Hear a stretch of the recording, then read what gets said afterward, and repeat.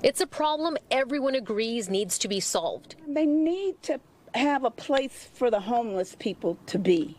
But where that place should be is the part few can agree on. They're not going to be able to solve their own homelessness, but I think it will have a negative impact on our neighborhood here. San Jose has more than 6,000 unhoused residents.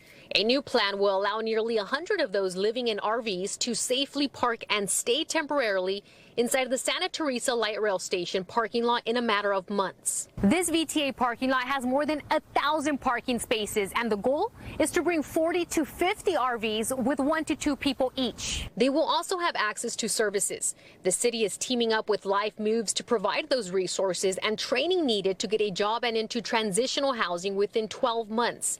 But not everyone in the neighborhood agrees it's the right place for such a program. I'm not worried about it.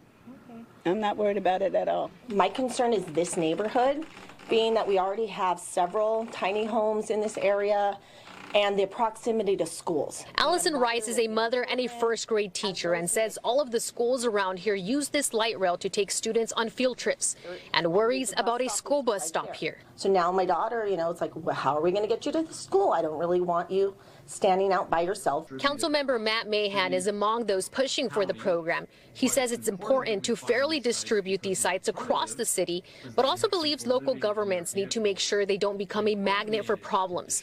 He thinks that can be done by improving code enforcement, investing in beautification, and increasing police patrols. Well, the bar for getting into this site will be relatively high. Most of the people who are at this site will either be working part-time or will be on their way to working. He says similar projects have been successful in this district.